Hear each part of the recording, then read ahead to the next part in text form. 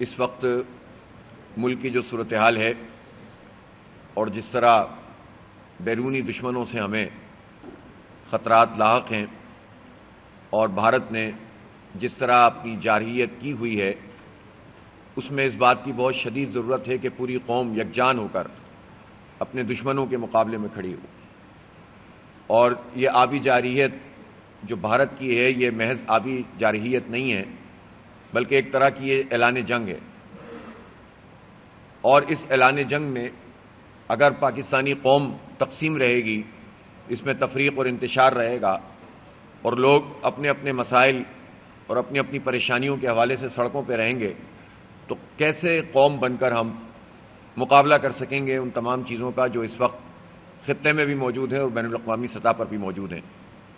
ہونا تو یہ چاہیے تھا کہ پوری قوم جس طرح کل ہڑتال میں متحد ہو کر اس نے فلسطینیوں سے اظہار یکجہتی کیا ہے، غزہ کے لوگوں سے اور اسرائیل کی مذمت کی ہے، ہونا تو یہ چاہیے تھا کہ جیسا کہ آپ مظاہرے دیکھ رہے ہیں دنیا بھر میں، جس میں بھارت سے تعلق رکھنے والے لوگ یورپ میں، برطانیہ وغیرہ میں جو احتجاج کر رہے ہیں، اس میں اسرائیلی پرچم بھی اٹھائے ہوئے ہیں اور ہماری اس بات کو تقویت پہنچا رہے ہیں کہ بھارت اسرائیل جدا جدا نہیں ہے اور ان کا سرپرست امریکہ ہے۔ تو ہمیں تو متحد ہو کر ان قوتوں کا مقابلہ کرنا ہے، لیکن بدقسمتی سے پاکستان میں حکومت اپنے اقدامات کے ذریعے سے جو یکجہتی ہے اس کو خود توڑتی ہے، لوگوں کو تقسیم کرتی ہے اور لوگوں کو حقوق سے محروم کرتی ہے۔ 23 دن ہو گئے ہیں، 23 دن سے انہوں نے دھرنا دیا ہوا ہے، اور افسوس کی بات یہ ہے کہ بڑے بڑے دعوے کرنے والی حکومت وہ نہ صرف یہ کہ ان کے مسائل سن نہیں رہے، بلکہ ایک ظالمانہ طریقے سے اس پورے عمل کو دیکھا جا رہا ہے۔ اور جب انہوں نے احتجاج کو آگے بڑھانے کی کوشش کی تو ان پر تشدد بھی کیا گیا، جس کی ہم شدید الفاظ میں مذمت کرتے ہیں۔ یہ حکومت کا جو جبر کا نظام ہے کہ طاقت کے ذریعے سے لوگوں کی آوازیں کچل دو، یہ کسی صورت میں بھی قابل قبول نہیں ہے، یہ آئین کے خلاف ہے، دستور کے خلاف ہے۔ تو سرکاری اداروں کو بہتر بنانے کے بجائے سرکاری اداروں سے جان چھڑانے کا عمل ہے جو اس وقت یہ حکومت کر رہی ہے۔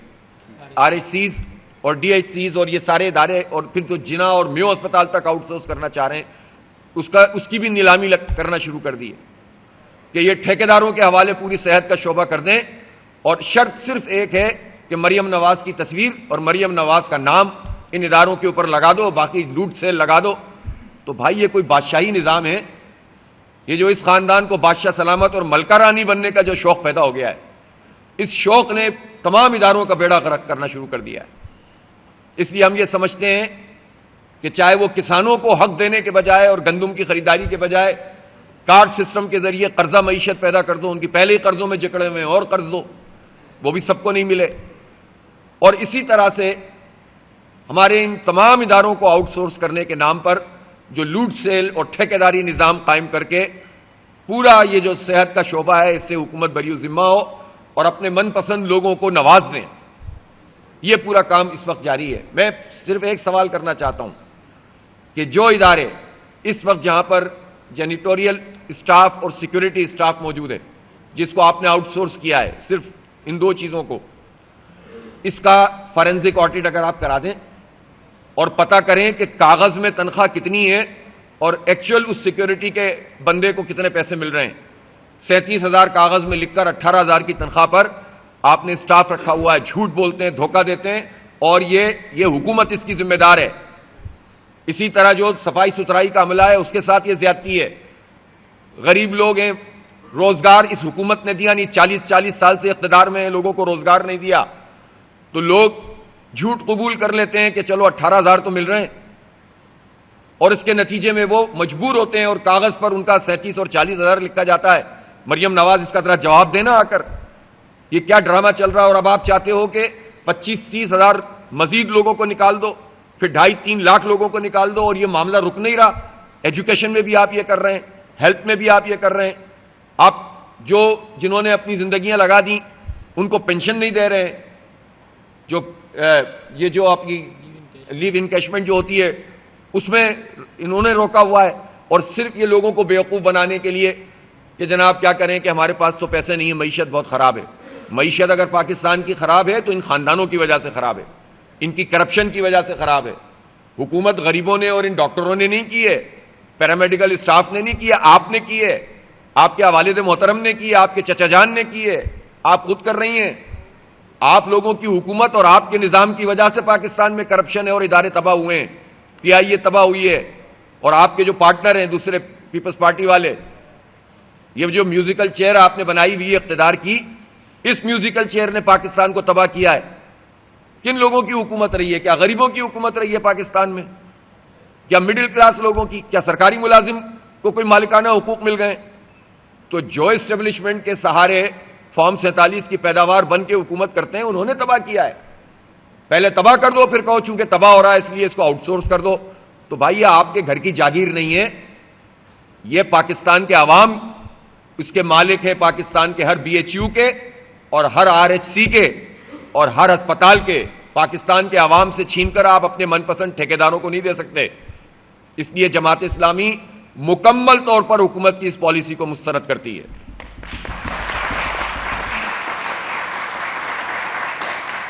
اور آپ کے اس احتجاج کے ہم ساتھ ہیں, میں آپ کے کیمپ میں بھی آیا تھا اور میں پھر بھی آؤں گا انشاءاللہ, دوبارہ آؤں گا. اور آپ کا کل جو احتجاج ہے, جو وائٹ کوٹ احتجاج ہے, جماعت اسلامی مکمل طور پر اس کی حمایت کرتی ہے.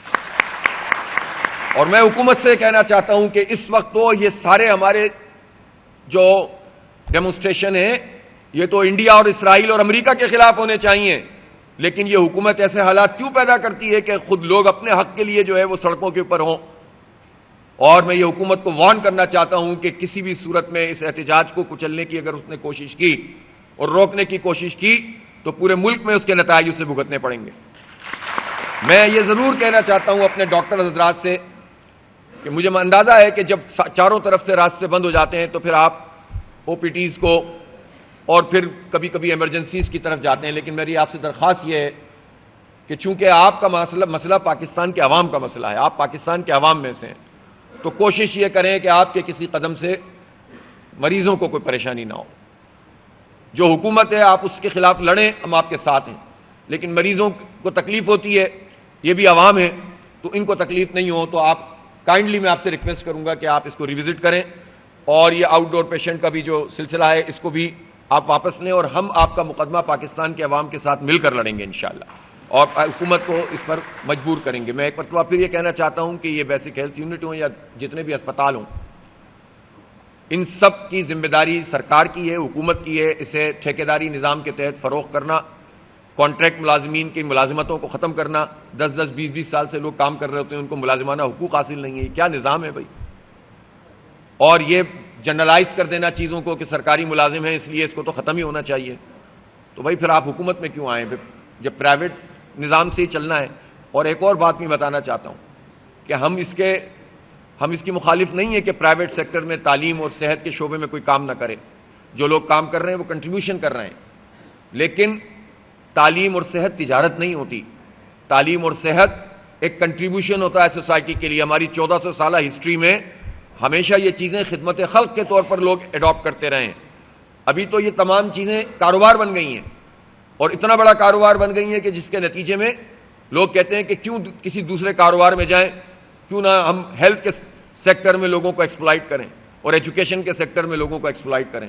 تو یہ ایکسپلائٹیشن نہیں ہونی چاہیے, نجی شعبے کو معاونت کرنی چاہیے, اپنی ضروری فیس وغیرہ لے کر لوگوں کو سہولت پہنچانی چاہیے, بجائے اس کے کہ یہ لوٹ سیل لگ جائے اور اس لوٹ سیل میں ہر کوئی اپنے ہاتھ دھونا شروع کر دے بہتی گنگا میں. تو یہ نہیں ہونا چاہیے. اس لیے پرائیویٹائزیشن, جو سرکار کی چیزیں اس کو پرائیویٹ کرنا تو کسی صورت قابل قبول نہیں ہے. ٹھیکیداری نظام نامنظور کی ہم بات کرتے ہیں, اور اس کے اوپر آپ ڈٹ جائیے, ہم بھی آپ کے ساتھ کھڑے